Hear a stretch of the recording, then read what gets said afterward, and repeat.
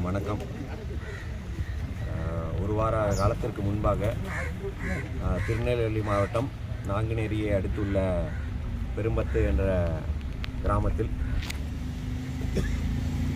ஒரு ஜாதி வெறி கும்பல் ஆயுதங்களை தாங்கி கண்ணில் பட்டவர்களை எல்லாம் தாக்கி 2 பேரை கொலை செய்த சம்பவத்திற்கு அனைவரும் கேட்டிருப்பீர்கள். அதற்காக புதிய தமிழன் கட்சி சம்பவம் நடந்த அன்றே டாக்டர் ஐயா அவர்கள் கண்டனத்தை பதிவு செய்தார். அதைத் தொடர்ந்து இன்று பாதிக்கப்பட்டவர்களை சந்திப்பதற்காக நாங்கள் இங்கு பெரும்பத்து பகுதிக்கு வந்திருக்கிறோம். ஒரு தமிழகமே ஒரு அதிர்ச்சிக்குள்ளாக்குற ஒரு சம்பவம் இது. பல ஆண்டு காலமாக புதிய தமிழகம் இது மாதிரி சம்பவங்களை தான் பேசிக்கொண்டிருக்கு. ஒரு காரணமே இல்லாமல் தேநீர் கடையில் நின்று கொண்டிருந்தவர்கள், சாலையோரம் நின்று கொண்டிருந்தவர்களை எல்லாம் கண்மூடித்தனமாக எதற்கு என்று யார் என்று பார்க்காமல் கண்மூடித்தனமாக தாக்கி 2 பேர் உயிரை விட்டிருக்கிறார்கள். பல பேர் படுகாயம் அடைந்து இன்னும் 2 பேர் தீவிர சிகிச்சை பிரிவில் மருத்துவ சிகிச்சை பெற்று வரக்கூடிய நிலை இருக்கு. தென் தமிழகத்தை பொறுத்த மட்டும் குறிப்பாக இந்த நாங்குநேரி பகுதி, மற்ற இடங்களிலும் கூட குறைந்தாலும் நாங்குநேரி பகுதியில் இந்த ஜாதிகளின் தாக்கம் கூடிக்கொண்டே தான் போகுது. ஏதோ ஒரு ஜாதியை சொல்ல வேண்டும்னு சொல்லலாம். தொடர்ந்து 3 ஜாதிகளில் வன்முறை சம்பவங்கள், இளைஞர்கள் அதற்கு போகிற ஒரு நிலை ஏற்படுது. எல்லாத்திலும் ஜாதி. பள்ளிகளில் எடுத்துக்கிட்டிங்கன்னா ஆசிரியர் மத்தியிலும் ஜாதி, மாணவர்கள் மத்தியிலும் ஜாதி, காவல்துறையில் அதுவும் ஜாதி, குளத்துக்கு தண்ணி விடுறதுல ஜாதி, எல்லாத்துலேயுமே ஜாதி. ஒன்று அடக்க வேண்டும் என்ற ஒரு ஜாதியில் தன்னை பெருமை பேசிக்கொள்ள ஜாதி. இது எல்லாமே அந்த 3 ஜாதி இளைஞர்களை ஆயுதம் ஏந்துவதற்கு தள்ளிகிட்டே போகும். ஆயுதம் ஏந்துகிற நிலையில் வயசெல்லாம் கைது செய்யப்பட்டவர்கள் வயசும் பாதிக்கப்பட்டவர்கள் வயசெல்லாம் பார்த்தா 18, 19, 20 இதெல்லாம் அருவாள் எடுக்கிற வயசு கிடையாது. தென் மாவட்டங்களில் மாற்றம் வர வேண்டும், வளர்ச்சி வர வேண்டும் என்று பல காலமாக பேசிகிட்டு இருக்கோம். தொழில் வளர்ச்சி இல்லை என்று. ஆனால் இன்னும் இந்த அருவாள் எடுக்கிற கலாச்சாரங்களும் கொலை செய்கிற கலாச்சாரமும் இங்கே நின்றபாடு கிடையாது. இது தமிழக அரசும் சரி, காவல்துறையும் சரி, ஏதோ 50 வருஷமாக எப்படி இதை கையாளுகிறார்களோ அப்படியெல்லாம் கையாண்டால் இது அதற்கான தீர்வு நிச்சயம் கிடைக்காது.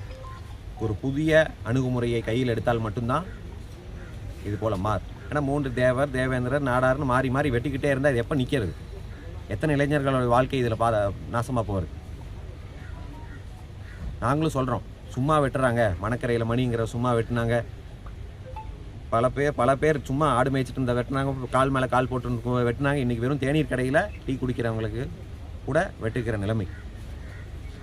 இதெல்லாம் மாற வேண்டும் என்றால் ஒரு புதிய அணுகுமுறை எடுக்கணும். எல்லா இடத்துலிருந்தும் ஜாதிகளை அப்புறப்படுத்தணும். பள்ளி கல்லூரியிலிருந்து ஆரம்பிக்குது.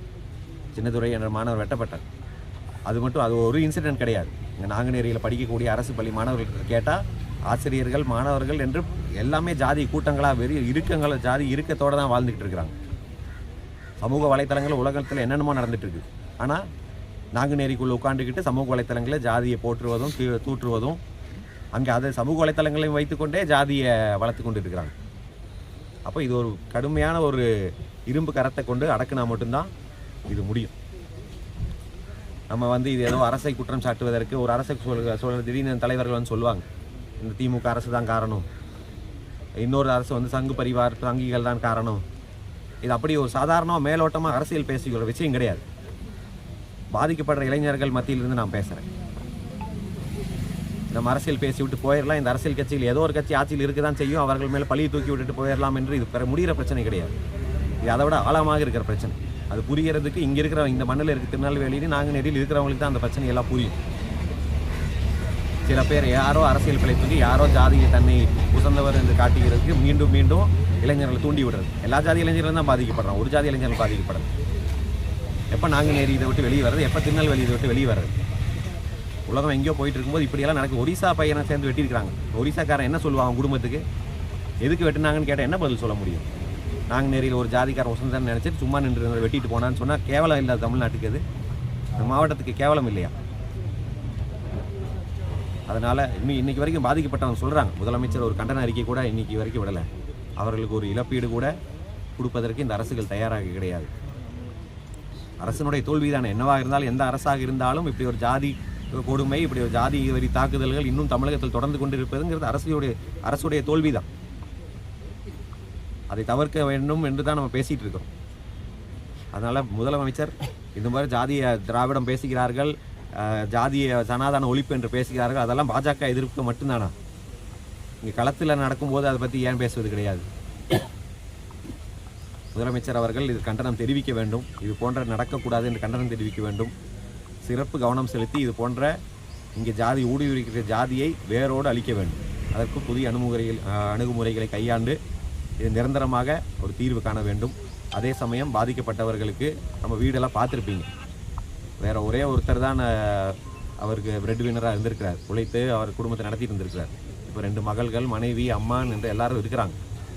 எந்த உதவியும் இல்லாமல் அங்கே இருக்கிறாங்க. அதற்கு அரசும் அவர்களுக்கு நிவாரணமும் நிரந்தரமாக ஏதோ ஒரு அரசு வேலையோ வழங்க வேண்டும் என்று கேட்டுக்கொள்கிறேன். அதாவது திமுக ஆட்சியில் பட்டியலினத்தர் மீது தான் அதிகமான தாக்குதல் நடக்குது நினைக்கிறீங்களா? இந்த ஆட்சியை பொறுத்தவரை கடந்த 4 ஆண்டுகளாக இது போன்ற குறிப்பாக தேவேந்திர குல சமுதாயத்தின் மீது தாக்குதல்களும் ஆதிராவிட சமுதாயத்தின் மீது தாக்குதல்களும் அதிகரித்து கொண்டு தான் இருக்குது.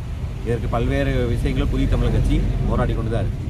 குறிப்பாக சொல்ல வேண்டும் என்றால், கடந்த 2 தினங்களுக்கு முன்பு சிவகங்கை மாவட்டத்தில் ஆகாஷ் என்ற இளைஞரும் காவல்துறையால் அடித்து கொலை செய்யப்படுறார். அதுவும் 2 ஒரே ஜாதிக்குள்ளே தரப்பட்ட சிறு கைகலப்பு பிரச்சனைக்காக ஏதோ தனிப்படை என்று கூட்டிகிட்டு போய் காவல்துறையை அடித்து கால் உடச்சி கொலை பண்ணி கொண்டு போகிறாங்க.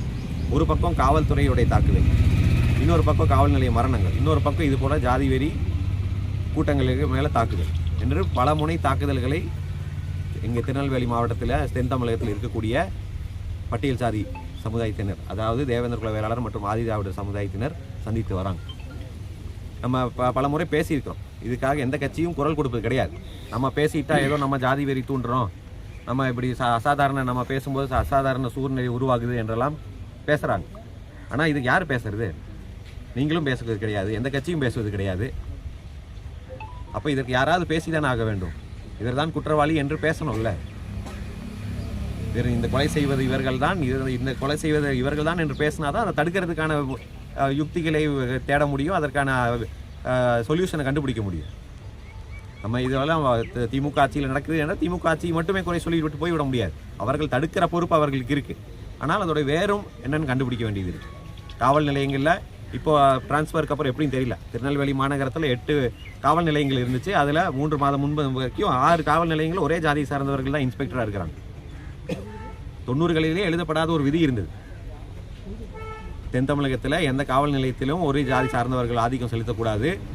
தேவர், தேவேந்திரர், நாடார் சேர்ந்தவர்கள் அங்கே பெரிய பொறுப்புகள் இருக்கக்கூடாது. இருந்தால் விருப்பு வெறுப்புகள் இருக்கும். அந்தந்த ஜாதிகளுக்கு அவர்கள் சாதகமாக செயல்படுவார்கள், எதிராக செயல்படுவார்கள் என்று. ஆனால் மீண்டும் அதெல்லாம் பழைய நிலை திரும்பி ஏதோ ஒரு ஜாதியின் கண்ட்ரோலில் காவல் நிலையங்கள் போகுது. ஸ்பெஷல் ஃபோர்ஸ்னால் அது ஏதோ ஜாதி சங்கம் போல் நடக்கிறாங்க. அப்படி தான் அஜித்குமார் என்ற இளைஞரை அடித்து கொல்லப்பட்டாங்க. அடுத்தது ஆகாஷ்ங்கிற இளைஞரும் அப்படி தான் காவல்துறை அடித்து கொள்ளுது. ஏன் ஆகாஷ் ஜாதியை சார்ந்தவரோ அஜித்குமார் ஜாதியை சார்ந்தவரோ அந்த தனிப்படையில் முக்கியமான பொறுப்பில் இருந்தது அப்படி நடந்திருக்க விட்டுருக்க மாட்டாங்க. இல்லை சம்மந்தமில்லாத ஏதோ ஒரு ஜாதியை சார்ந்தவர்களோ இருந்தது அப்படி விட்டுருக்க மாட்டாங்க. திருநெல்வேலியும் பொறுத்த மட்டும் சரி, எஸ்பி, டிஐஜி, சரக டிஐஜி, கமிஷனர் இருக்கிறவங்கெல்லாம் ஜாதி கிடையாது. ஆனால் கீழ் நிலையில் வரும்போது இன்ஸ்பெக்டர், எஸ்ஐன்னு வரும்போது அவர்கள் ஜாதியாக தான் செயல்படுறாங்க. காவல்துறையே ஜாதியாக இருக்கும்போது தங்கள் ஜாதியை சார்ந்தவர்களை காப்பாற்ற வேண்டும் நினைக்கிறது, ஆளுங்கட்சி சார்ந்தவர்கள் அவர்கள் ஜாதியை சார்ந்தவர்களை காப்பாற்ற வேண்டும் நினைப்பது. அப்போ எல்லாரும் தப்பு செய்கிற ஜாதியினரை காப்பாற்ற வேண்டும் நினைக்கிறது தான். அதுக்கு தான் காவல் நிலையங்களே இருக்கே தவிர குற்றம் செய்தவர்களை தண்டிப்பதற்கு கிடையாது. எத்தனையோ கொலை நடக்குது. எத்தனை கொலைகளை கரெக்டாக எஃப்ஐஆர் ஃபைல் பண்ணி சார்ஜ் ஷீட் ஃபைல் பண்ணி தண்டனை பெற்று தர முடியுது? இவங்களால முடியல. அவங்களுக்கே தெரியும் முடியல. அதனால தான் கையை காலை உடைக்கிறதுக்கான நிலைமைக்கு போக வேண்டியது இருக்குது. அப்படியே போனாலும் கீழே செஷன்ஸ் கோர்ட்டில் தான் நீதி பெற்று தண்டனை வருதே தவிர அடுத்த ஹைகோர்ட்டு போனால் விடுதலை. ஏன்னா இவங்க சார்ஜ் ஷீட் எழுதுகிற லட்சணம், எஃப்ஐஆர் எழுதுகிற லட்சணம் அப்படி. ஒரு இன்வெஸ்டிகேஷனை சரியாக நடத்தலைன்னா எப்படி இது பண்ண முடியும்? தீபக் ராஜா என்ற இளைஞர் கொலை செய்யப்பட்டார். 30 நாளில் கொலை செஞ்ச வீடியோ அத்தனை பேரும் பார்த்தாங்க. டிவியில் 2 கோடி பேர் 3 கோடி பேர் டிவியில் பார்த்தாங்க. அந்த கொலை குற்றவாளிகள் 3 மாதத்தில் செஷன்ஸ் கோர்ட்டில் ஜாமீன் வாங்கிட்டு வெளியே சுற்றிட்டு இருக்கிறாங்க. எத்தனையோ கொலை செய்தவர்கள் இப்படி தான் வெளியே 10 கொலை 20 கொலை செஞ்சவங்கள வெளியே சுற்றிட்டு தான் இருக்கிறாங்க. அப்போ யார் எப்படி எந்த கொலைக்குமே இவர்கள் சட்ட ரீதியாக தண்டனை வாங்கி தர முடியாது என்று இவர்களே ஒதுங்கி விட்டார்களா, இல்லை வாங்கி தர இயலாமையில் இருக்கிறார்களா என்பது அவர்கள் சுய பரிசோதனை செய்து கொண்டு அதை திருத்த வேண்டும். அப்போது தான் இது முடியும். ஒரு 10 கேஸில் கன்விக்ஷன் வாங்கி கொடுத்துட்டு வெளியே வர முடியாது, எல்லாத்துக்கும் ஆயுள் தண்டனை வாங்கி கொடுத்துட்டா இது ஒரு அளவுக்கு அது குறையும். ஏன்னா பண்ணுறவனே திருப்பி பண்ணுறான். அதனால் இதையெல்லாம் சிறப்பு கவனம் செலுத்தி அரசு வந்து இங்கே முற்றிலும் ஜாதியை இங்கே இந்த பகுதி குறிப்பாக நாங்குநேரி பகுதி ஒரு காஸ்ட் சென்சிட்டிவ் ஏரியாவாக இருக்குது. அதற்கு சிறப்பு கவனம் செலுத்தி இந்த தீர்வு காண வேண்டும் என்பதை கேட்டுக்கொள்கிறேன்.